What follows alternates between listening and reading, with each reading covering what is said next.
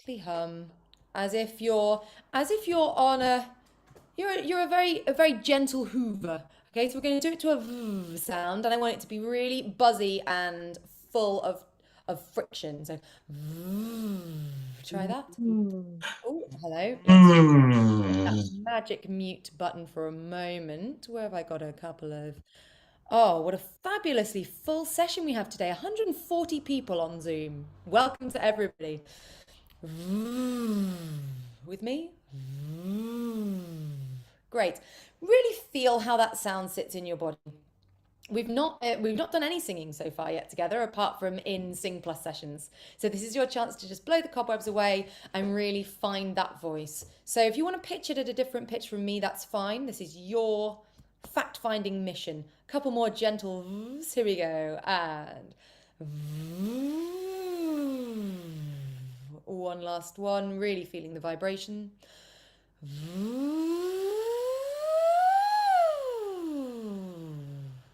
Lovely. Nikki, what's your favorite warm up when you are backstage and you've only got a little bit of time before you need to be on? I'm just gonna, yeah. Yes, this is very good, unmuted professionally. This is a very good one, actually. The really gets us in contact with our support, our engine room, because as opera singers, we are our own amplifiers. No microphones here. We've got to use every single bit of resonance our body can offer us. One other thing I do is a feather spot exercise. Would you like me to teach you it, Please. gang? Yes, they all chorus, I can just imagine. I So love this. Guys, you're all performers, so react to Nikki. This is good. We have lots of this nodding is heads for that. good. Nodding. Good, good. Thumbs up. Love it, love it, love it. Right. So, oh, look, I don't know how I did that. Right. So, if you imagine you have got a feather on top of your head, and I want you to really relax your tummy, and we're going to blow the feather off.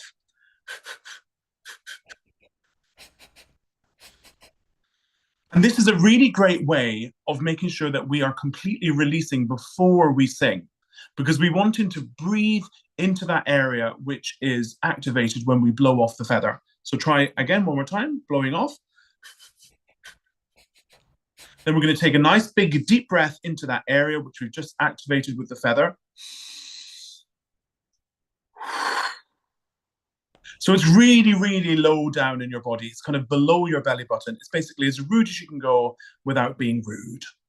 And it's a lovely feeling because the nice thing about that is a feather's really light. And so you get a feeling of this really active engagement lower down, but without pushing or forcing the air, which is Yes. really, really useful. So maybe we can add a little bit of voice to that now. And instead of going like we're blowing upwards, let's just make it into a really gentle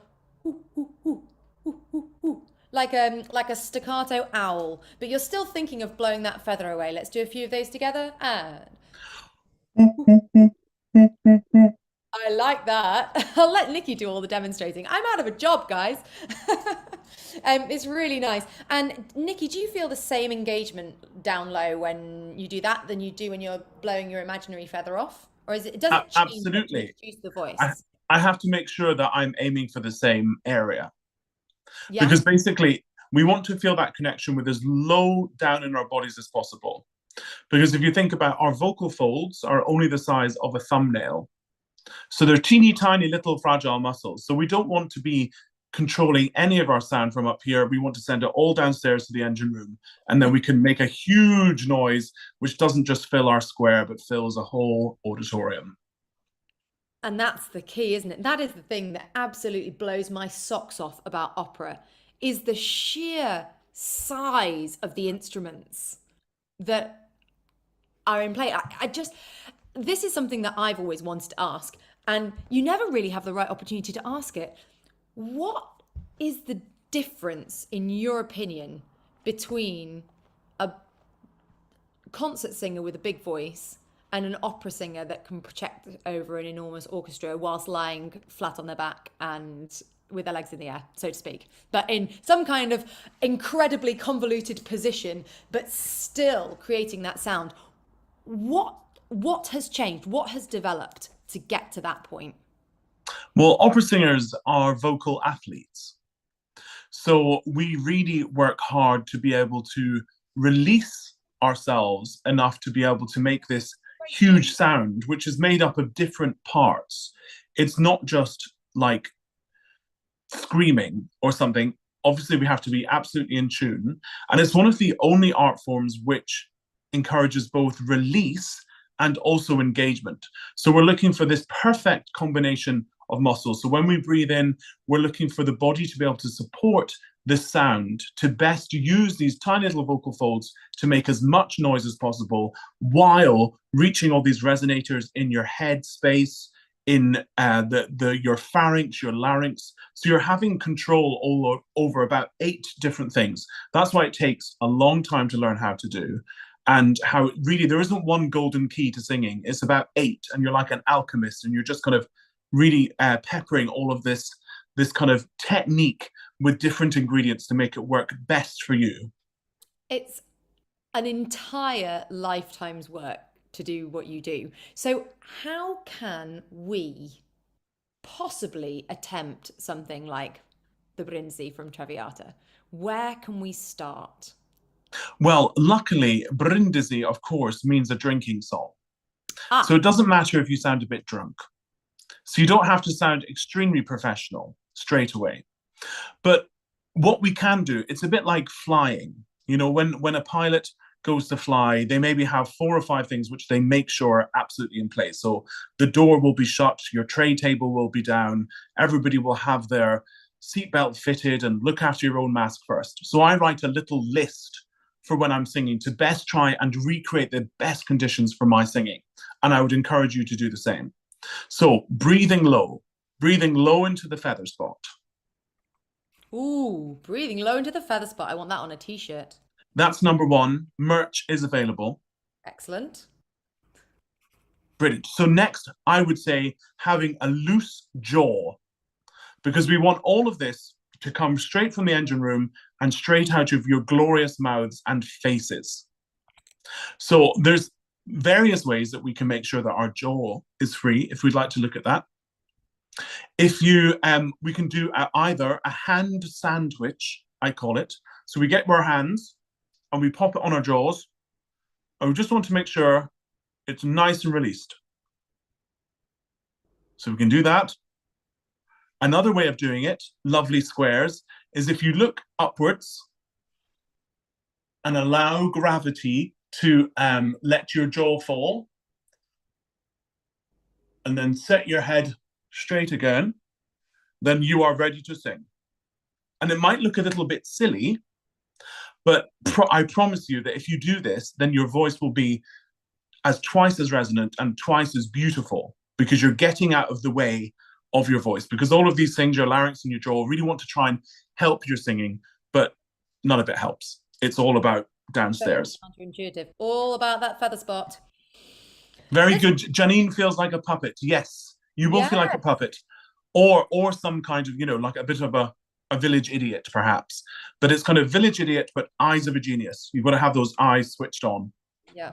Let's just try this, just to give you a little sense of this. Something we talk about a lot, Nikki, is developing a sense of internal awareness so that we start to become aware of when we're doing the things which are not conducive to healthy singing. So let's just imagine the last 20 seconds haven't happened. Just find a nice balanced spot, whether you're sitting or standing, and just copy me. We're going to go, let's do knee knee knee, or something that encourages the jaw to close a little bit more. Knee knee knee, and Nee, nee, nee. good. Now let's do the first thing that Nikki said, which is the hand witch. So we're just going to get that there. Let's do na na na. Be aware of the resonance and how it feels different. Na na na. See where the jaw might want to close. Just develop that awareness of how your voice and your body is reacting to that. Last one. Let's keep our mouths shut. Look up to the ceiling. Drop the jaw. Reset to the front. And try it again. Another nice na na na, and No. excellent. Excellent. Something to take away with you, just how that feels different and how your body's reacting to it. Right, ladies and gentlemen, let's do a little bit of singing. We're going to have a sing through the track now. So let's go, make sure everybody's on mute. If you want to sing along with this, that's absolutely fine. This is your fact-finding mission to see the piece for the first time. So I am not seeing what I need to see. One moment, please, caller. There it is. Excellent. And I'm looking at Deborah and Alan to let me know that they can see and hear this. We've got all of this. There we go. Okay.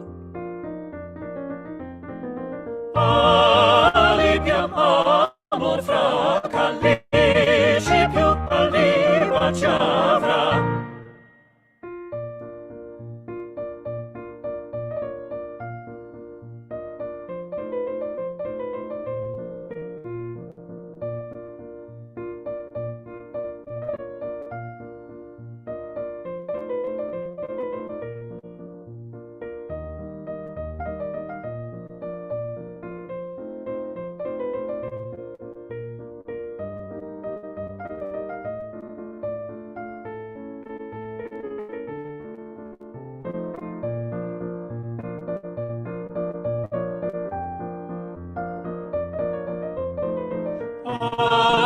Cantiamo la tazza, il cantico, la lode bella e il riso in questo paradiso riscopra il nuovo dì.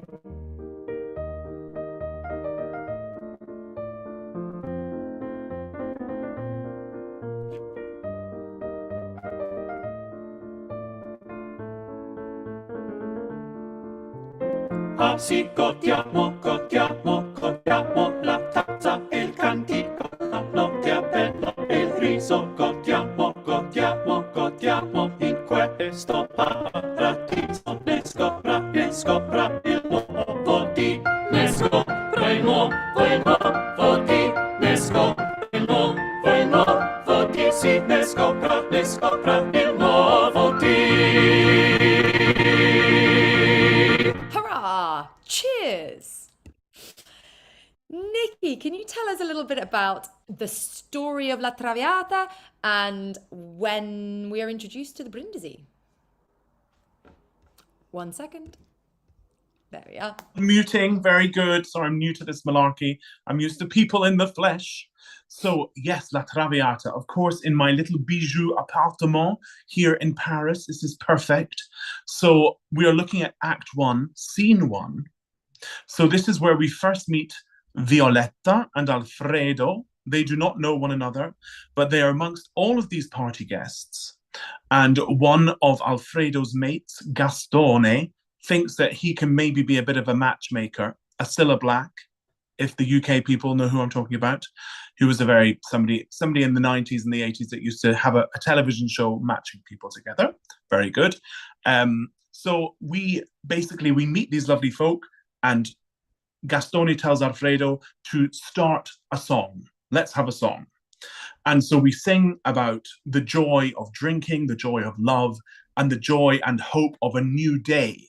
But of course, this has got some added layers in there. It is a millefeuille, if you will, of drama, because beneath the layers, we know that Violetta is ill.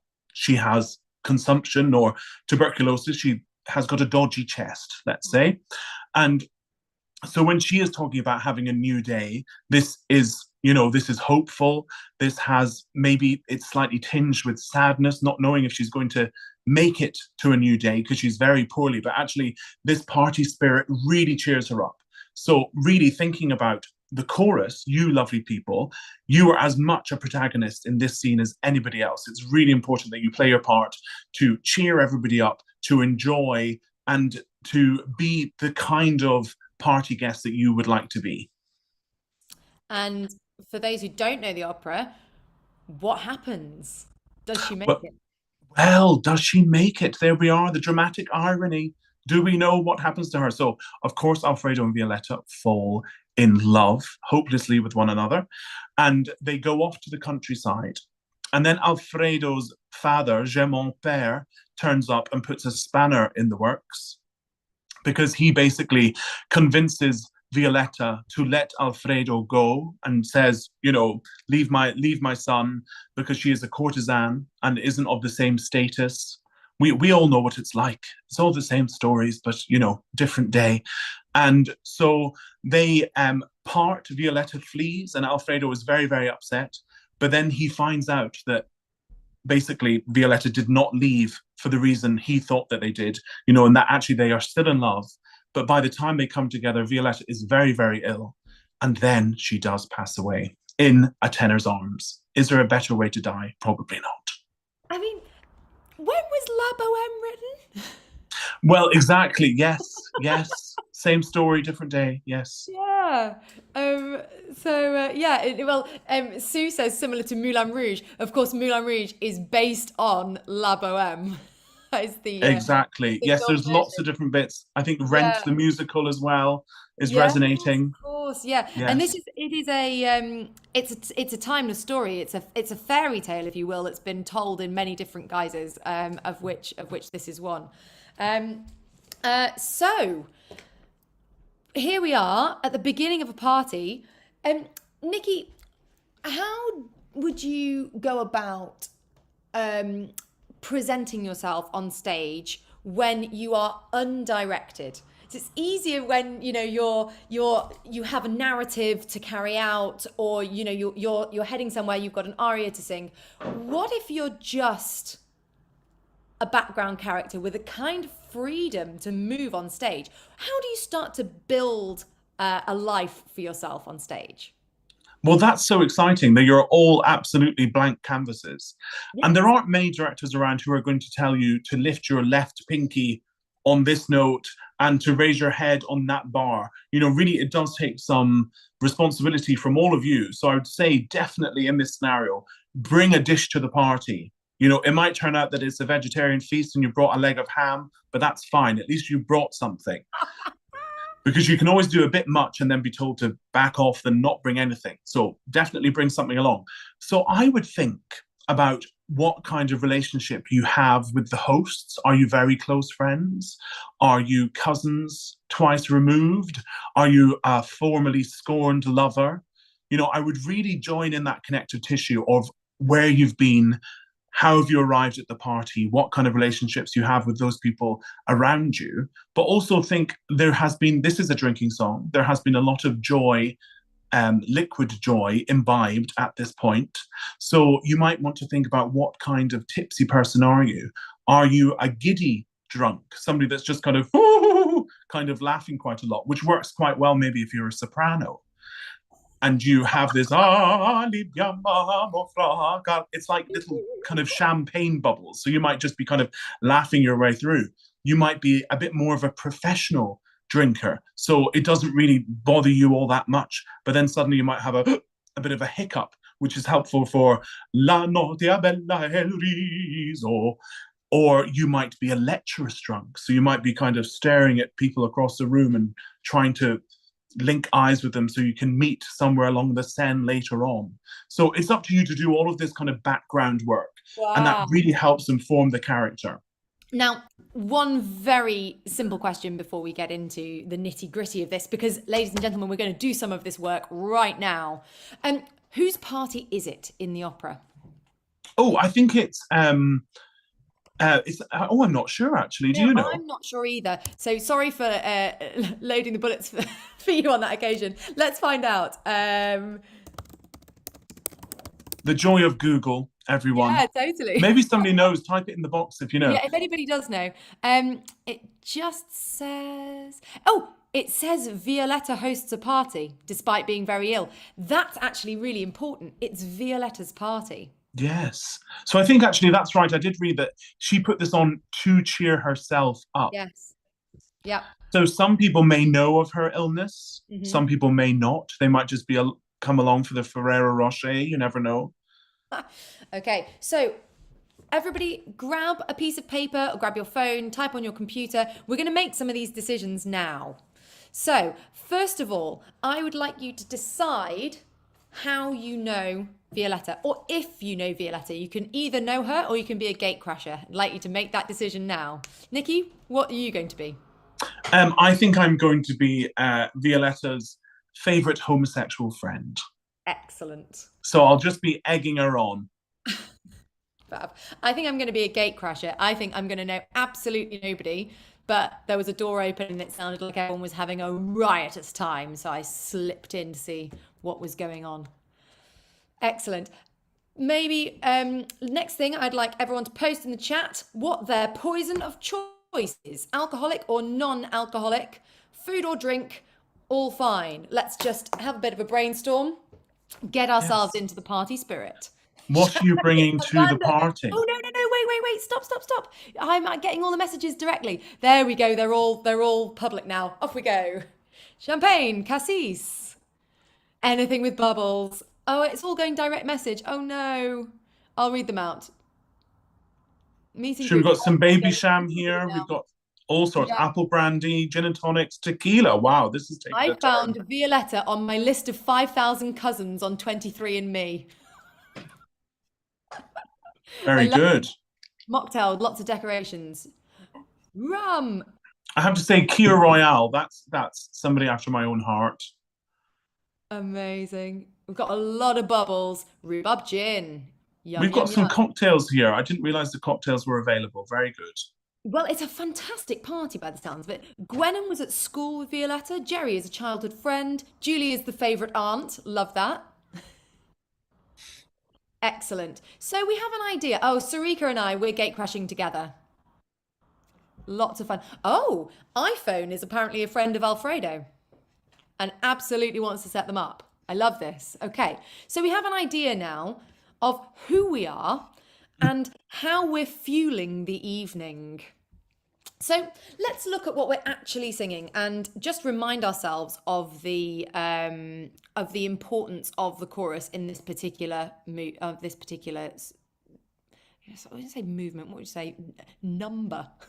Number. It definitely. I would say it's a veritable banger. In this particular club anthem, what are we trying to look for? Let me just line up the correct bit of the score so we can have a little look. I'm going to share the score so that hopefully everyone can see it. But I've just got my own version on my iPad with a little bit of literal translation. So again, grab a pen and paper if you want to write this down. Let me just share my screen. It should be that one. Bang. Ah, that looks good, doesn't it? Libiamo fracalici più caldi. And then over we've got baci avrà. So baci. Does anybody know what baci are? Yes, kisses. Mwah! Kisses are important. So I'm just going to go back a little bit. So what we literally have here, it's quite it's not very literally translatable, is it, Nikki? Well, it's not too bad. It's not too bad. Okay. Libiam means let's drink. Yeah. And then we've got love among these calici, which are something to glasses, have your wine in, yes, or your whatever it is you're having, your slippery nipple. And then we have caldi baci avrà, so we can have baci, which is kisses, and caldi means hot, so our kisses can get hotter. I love it. That is a more colourful translation than I was about to give. So that's great. I was going to say we can have warmer kisses, but I like that. We're going to have full on hot kisses. Hot kisses, and they're echoing Alfredo's words as well. So Alfredo has said this, and everybody is like, yes, Alfredo, you're right on the money. You've absolutely got this right. Yes, let's have hot kisses in these glasses. Amazing. So we're all drinking. We're we're sort of using alcohol, using drink and party and good times, 'cause it's not just alcohol, let's just make that clear, to fuel our excitement and love. We're getting whipped up into a frenzy of partying. Um, and then Violetta and Alfredo have a little tete-a-tete in this next section. And Nikki, what are they saying to one another? Well, Violetta says, is this her verse or is this the Libiane dolci fremiti? Well, we can do that bigger bit. I was actually at the Travoi. Yes, okay. Yeah. So with you, Travoi, we'll be able to share our cheerful time together. Saprò dividere. Tempo mio. Tempo mio giocondo. Il tempo means the time. Everything is kind of crazy, giocondo. So tutto è follia. Everything is mad, like foolish. Yeah. In this world, nel mondo. So let's enjoy it. Yes. And then godiam, so let's drink together. And then where are we? Da, da, da. And then you see the same. Oh, let's go over. The time flies quickly. And then the joy of love, il gaudio dell'amore, è un fior che nasce il muore. Something to do with is a joy which lasts until death. No, that's the flower. È un fior che nasce e muore. So it's a flower that blossoms and dies. So that's talking about herself. She is using a bit of she's kind of personifying herself with the flower because she is ill. Foreshadowing, very good, Erica. Yes, this is she is the flower that will wither and die. So godiam, let's enjoy ourselves. It's calling us cinvita, un fervido, a fervid, fervido. What's the next bit, darling? Oh, let's go over the page. Boop. Brilliant. And then we've got yes, a lusinghiere is a fantastic Italian word. Let me just find out what that means exactly. Bringing it up in front of me now as well, Nikki. So we have provided we've provided sort of yes, a flatter,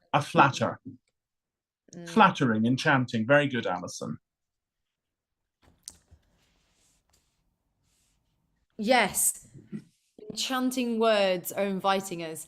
And then we say, let's enjoy ourselves. La tazza, the cup and the song. La notte è bella. Now, that sort of beautifies the night.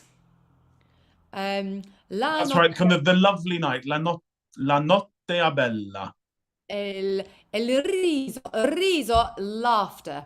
Yes, smiles. Smiles and laughter. In questo paradiso, over here, ne scopra il nuovo di. Now, this literally means in this paradise, which is not above the new day. Now, poetically, how would you interpret that, Nikki? Is there a better translation?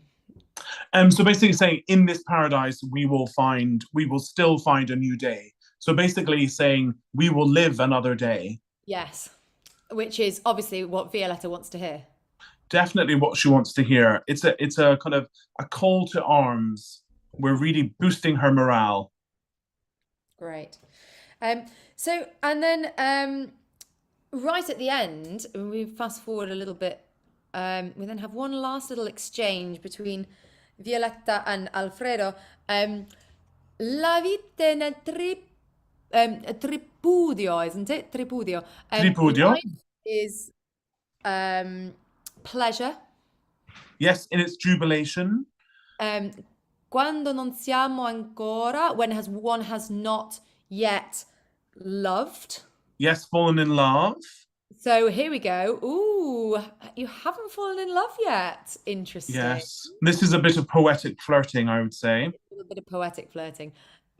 Nol dite, don't say it to one who l'ignora, who doesn't know it. Yes, who ignores it. Ah, okay. Ignora. È il mio destin così, so it's my destiny It to is fall in my love, basically. Oh, here we go. And then the rest of the chorus go, yes, we totally agree with this. This is a great Yes, plan. Let's enjoy ourselves. Sì, godiamo, godiamo, godiamo. yes, La tazza e il cantico, the glass and the song make the night beautiful. La notte è bella, il riso, and then sparkles with laughter.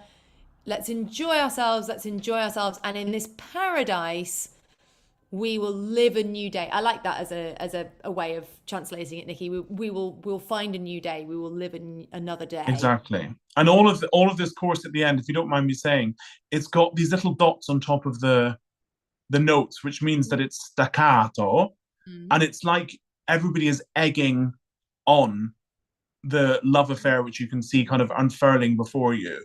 So you're kind of, ah, sì, godiamo, godiamo, godiamo la tazza. It's really kind of saying, go on, love, go for it. I love it. Great. Let's sing just that little last section through with that in mind. We won't sing the whole thing. We'll just go from the section which we have in octaves when we're singing all together as one big ensemble. Now, let me see if I can improve the sound because we had some slightly dodgy sound reports on the last one. I am sharing my sound. I am optimized, in which case I am doing everything that I can, and I hope that this sound will be good enough for all speakers. Here it comes. Godiamo la tazza, il cantico, la notte bella e il riso. In questo paradiso ne scopra il nuovo A dì. little bit of flirting going on.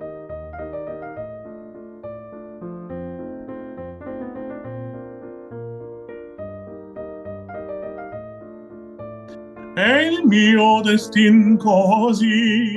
Ah sì, godiamo, godiamo, godiamo la tazza e il cantico, la notte bella e il riso. Godiamo, godiamo, godiamo in questo paradiso. Ne scopra il nuovo dì. Ne scopra il nuovo dì. Ne scopra il nuovo dì. Sì, ne scopra il nuovo dì. Fabulous. Now, there's actually not a lot to learn in this, which is great because it gives us plenty of time to really delve into how to sing it well. I don't want to get too much into the pronunciation and the language today because obviously on Friday we'll be meeting Matteo and you have that fantastically detailed language lesson from Matteo on the website already. So let's think much more about the vocalization of it. So Nikki, I'd like to just double back to your flight checklist of vocal brilliance. We had two, and then we got deliciously sidetracked into talking about La Traviata. So coming back to that, what are the other things? We have this lovely low breath. We're thinking about the feather spot, which I really like. We've looked at having a loose jaw. What else is on your pre-flight checklist for good, healthy singing? Absolutely. So I would be thinking about the lips next off. Baci. So yes, let's get our baci, kissy lips together. And what is achievable with our kind of singing apparatus is that we can actually do a lot of the different vowels without over moving our mouth.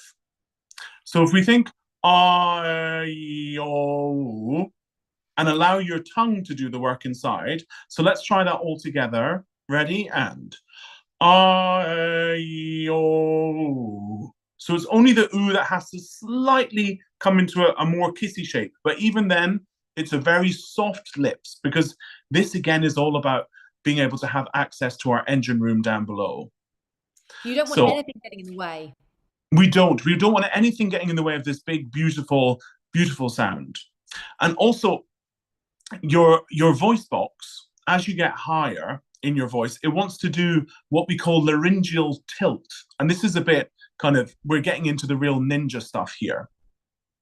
So we want to be able to have this ability to keep this as kind of still and beautiful as possible. So all of these minute changes can happen inside our throat without us getting too involved with it.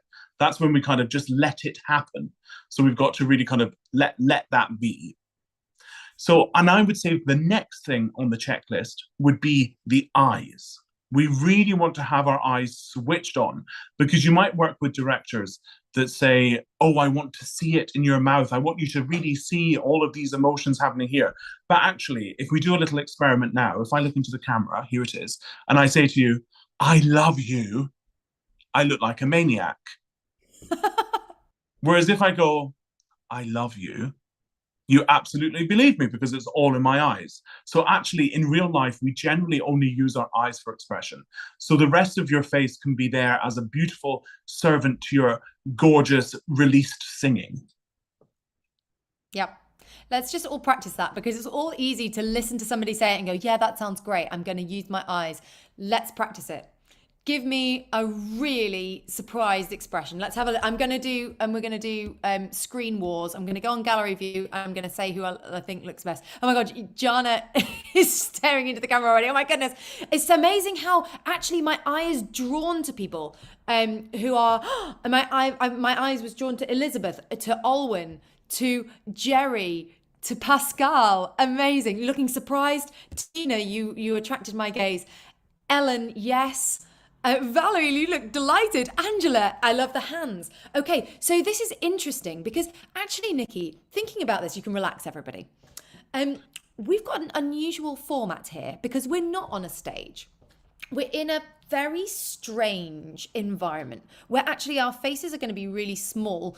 And so we have to find a way to communicate our emotions in a way that is going to come across in this format.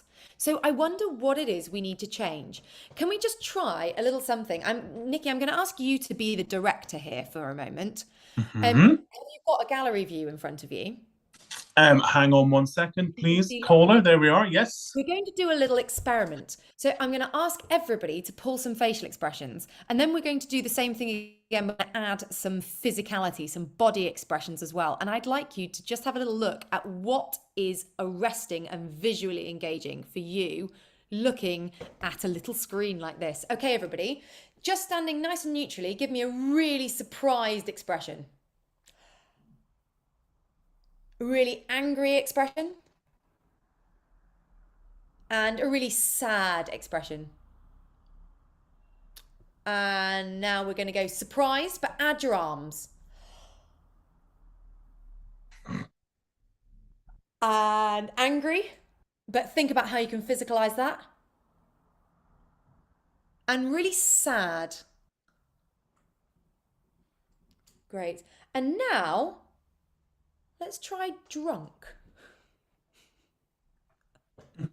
How can you physicalize that? I don't think people had to dig very deep for that one. Okay, Nicky, tell us about what you saw. What drew your eye? What did you find really engaging? Well, I really enjoyed the economy of some of the gestures. Some people gave us full panto, which I do really enjoy, but I saw a couple of really kind of just delicate hands, which was really nice. I think if you really feel something and are really compelled by it yourself, then that is going to be what is most believable. So often, this is an old kind of Stanislavskian trick about acting. But if you think of a verb when you're doing this acting, so perhaps you are trying to make people feel at ease. So you are relaxing people as you're drunk. So you could be like, oh, relax, it's great, wonderful. So you could be doing that. You could be cajoling somebody. You could be saying, come on, really, let's join in with this. Mm-hmm. So if you try and put an active verb with it, and often that really gives the actual action you're doing some real gravitas, and that really catches the eye.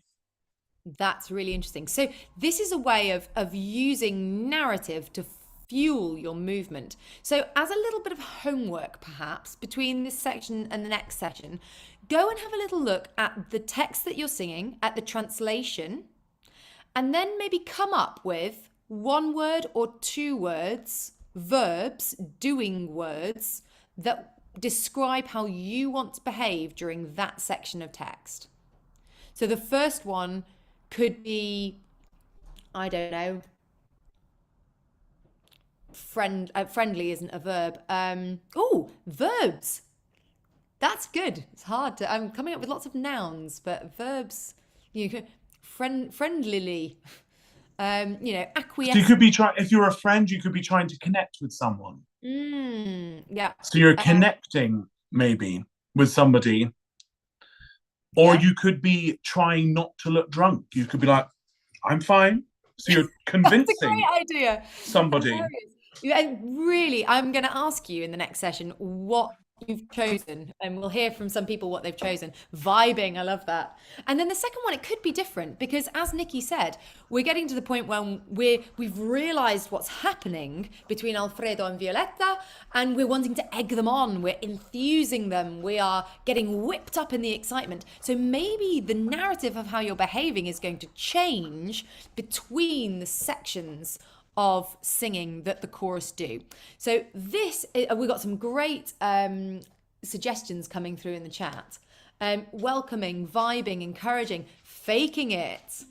Loads of different ideas coming through. So we don't need to have them now, but think about it because we want to make sure that we're all developed as characters in this process. I've got Siri trying to chime in with me over here. He's like, I don't understand. Yes. Like, Siri. We've had a great suggestion there in the chat about interacting with somebody outside of imagining someone across the room. That's a great idea. You can really create your own atmosphere within your little square. Maybe you're voguing. That's a good idea. You can see somebody just across the room and be like, oh, great to see you. Or, oh no, I didn't know they were coming. Or even interacting with the camera a little bit. Having that little moment of, hey, lovely to see you, cheers. Maybe there's something you can do that is breaking the fourth wall as well. Do you know what? There are no rules. As I say this, Nicky, I realise we're going to need to put out a guidance document. Yes. We need an intimacy coordinator. No rules is scary, but you can have, this is not all, I know it's a party, but it's not all revolving around alcohol. But yes, if you would like to, you can have a glass of something in your hand, or you could have something else which represents a party. You could have, I don't know, a party hat or a party pooper or something like that. But think about what is going to communicate your story. Oh, Siri, go away. The last time I said that, he actually replied. He was like, don't speak to me like that. It's because I keep saying his name. I'm not allowed to say it. We could submit an extra video of us waltzing. Yes. So just to wrap that up, Nicky, are there any top tips that you have for acting? It's coming back to the same question I had before. Acting on stage when you're not specifically being directed. I think listening is really, really important. So if somebody else is singing, so when the soloists are singing, really listen to what they're saying and react in your body. You can really hold so many emotions in your body. And then you're just as involved, even if you're not singing big high notes. Also, I would think about maybe playing a video in your mind. So you don't have all of these props, but it doesn't really matter because you can play a video of the best party you've ever been to. And just something like that really helps to inform the way that your mind is and the way that you can be. So much of acting is not about demonstrating, is that a word? Being demonstrative, demonstrating. Is actually so much more about just being. And that is really compelling, kind of the economy, less is more sometimes if you really believe it. You don't have to go completely over the top, but you can also go over the top. This is coming from me. I'm pretty OTT, to be fair. But the aim isn't necessarily to be the one person on the screen that draws everybody's eye, because I hope this is going to be something people will watch again and again, because it will be the gift that just keeps on giving. Every single square will have its own little story, which I think is going to be so interesting and so engaging. Um, Nicky, we keep getting sidetracked. We've done low breathing, loose jaw, loose lips, eyes switched on. That's 4 out of the 5. Was there one last one that we must get to before we finish? Absolutely. The last one for me is about having really crisp text. So imagining that you have got maybe a deaf family member or somebody that has never heard the song before, and you are giving them a royal gala performance of this song. So really investing in the text. That would be, and probably when you work with Matteo, who's fantastic, he's an Italian magician. So this will really be great for your armory, part of your toolbox as a singer. Yeah. And it's only 2 days until our session with Matteo, so do keep listening to the tracks, but make sure that you're definitely either at that session or you watch it on catch up, because once you have that skill underneath your belt, we'll then be able to hone so much more of the vocal gymnastics and the vocal athleticism, which Nicky alluded to earlier in this session. But let's get those bare bones of really good Italian in place first. I can't believe how fast the hour has gone, but it's about time to open the floor to questions. I mean, don't feel like you need to keep it just to La Traviata. If you would like to ask Nicky something about his career or what it's like to be an opera singer, please feel free. Let's pop it in the chat, and then we'll see if we can actually talk to a few people using our voices. But let's take a moment to pop it into the chat. But we have got 140 people in the session, so we might not be able to get round to everybody. Give us a wave or put something in the chat if you'd like to ask a question. Oh, yes. I think this is something we will talk about with Matteo, but do you have any tips for singing Italian at high speed? Absolutely. I would work out the vowels, make sure that you practice it slowly and then slowly speed it up. And also look for these double consonants. So this is what Matteo will look at. So if you're going to say, for example, the word for lips is labbro. So it's as if you're kind of throwing up a ball, labbro, but you want to keep that resonating, always going. Even if you're closing your mouth to be able to do a double consonant, there's always something resonating behind. So you're always on your breath. Yeah, always on the breath. And always just do a wee impression of somebody Italian. You know, it might sound a bit base, but just kind of thinking, yes, I am Italian. I own a pizza shop. Mamma mia, mamma mia. It just kind of gets you in the mood. Yeah, absolutely. Di says, thank you so much. You have brought opera alive for a self-confessed opera newbie. Good. So, Di, I'm so glad, because Di sent me a message and said, can you make me love opera? I said, I will do my best. Very Rita good. is joining the session from Belgium. She wants to know, are you going to be in Belgium anytime soon? Well, I was in Belgium for 10 months last year, my dear. You missed the boat. I was doing the lead role in Shostakovich, The Nose, and also Wagner's Ring. So I was there, but I'm sure I'll come back. I'm going to be doing some Mahler 8 there in 2025. So I will be in Belgium again. If you haven't seen Shostakovich's opera The Nose, look up some pictures of it, because it's amazing. Tina asks, what was it like having your portrait drawn? Oh yes, this is a program on Sky, or maybe it's different in other countries. Sky Portrait Artist of the Year. It was very fun, and most fun because I had my dog with me. Oh, what dog do you have? We've got a little Pouchon called Glenn, so that was very fun. And me and my husband are about to have a baby as well, so the house is filling up. Oh, it's going to be a veritable pack. Exactly. Fabulous. I'm just going down the chat. Do you have a favorite stage? Oh, well, Whoa. the stage of Paris Opera is pretty lovely, I have to say. I sung at the Metropolitan Opera a couple of times in New York. That was a real thrill. But I would say probably my favorite stage is the Colosseum in London, which is a Frank Matcham theatre and has got such a great acoustic if you are in the audience or as a singer. I actually prefer it to Covent Garden. Mm, interesting. And actually, it leads me on quite nicely to Kath's question, which is she always thinks of opera as loud, but how do you sing pianissimo and still fill an opera house and project over an orchestra? Yeah, well, you use the word project, and it's all about projection. And that is about having forward sound. So I was talking about your sound having different elements. It might have depth, it might have richness, but most importantly, it has this forward sound, which in singing terms we call squillo, which means squeal. So even if you're singing quietly, you have to use the same apparatus as if you were singing loudly, but you just keep this little bit of forward sound right here. So if I did a little demonstration, it would be something like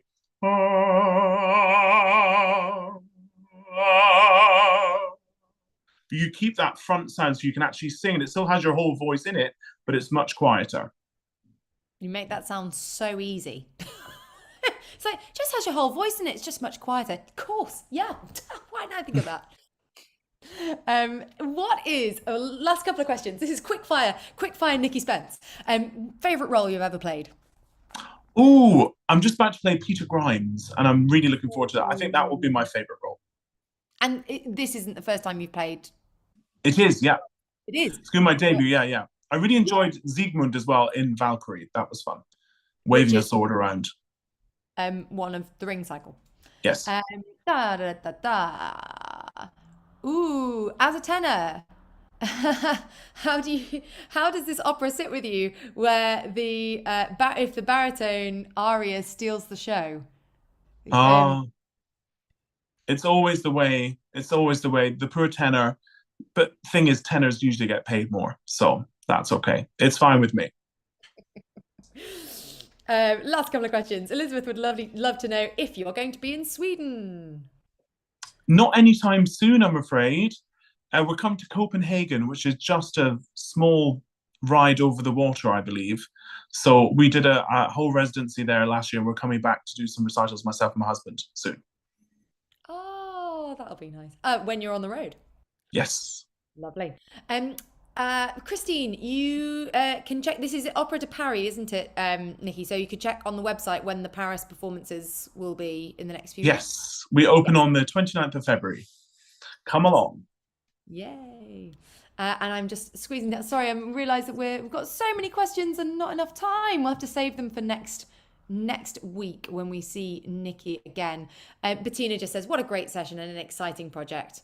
Thank you so much. Lovely. It's been great to meet you all. Thank you so much for your enthusiasm. What a whistle-stop tour. So we have Matteo on Friday, and then we'll be back with Thank you. Look at what we've learned. Nicky, thank you so much for joining us. I hope the rest of your week of rehearsals goes well, and I look forward to seeing you very soon. Thanks for joining us, everybody. Take care. Thank you. Thank you. Bye-bye. Thank you very much. Bye. Nicky. Bye-bye. Bye. Thank you very much. Bye. See you in 2025. It's what we call the long goodbye. Bye-bye. Thank you. Bye, Nicky. so much. Bye, Corey. Cheers. Bye, Bye, everybody. Bye, everybody. What time Take is care. it where you are? Cheers. What time is it where you are, Rashida? I know you're in the Now it's 3 a.m. 3 a.m. You are very dedicated. Thank you for joining us. Thank you so much. Thank you. Bye. Sorry. Hello, Quaylon. Bye, Nicky. Bye, Alison. Take care, everybody. Love the show this afternoon. Bye, Mary. Great. Bye. Thank you. Take care, Judith. Bye, Judith. And bye, Mary. And nearly there. Bye. Bye. Bye. And by Elizabeth, I think she's frozen. Hi, Alison. Good night. Bye-bye. Take care, Mary. Lisa. Lovely to see you. Bye-bye. Nice to see Take care, Alison. Great to see you all. Great to see you. Bye. And bye, Ina. And I think Sue is offline. And there we go. Boop. Well Thank done, you darling. so much. Pleasure. What lovely people. They are so fascinated by music. It really is amazing. They are so dedicated. And That's brilliant. they'll dive into anything. Yeah. Which is really lovely. So Just yes, what you want. great. Was that what you expected? It was Paul? very fun. Absolutely. I hope I chimed in with all the right kind of stuff. Oh, you were fantastic. And Good. that's it. Hopefully, it's relatively lightweight. Oh God, yeah, definitely. Very easy and lovely. Really, really nice. Thank you. Great. Well, I shall let you go. Thank But, you. I look forward to seeing you again next week. Brill. Have a lovely Wonderful evening. evening. Take care.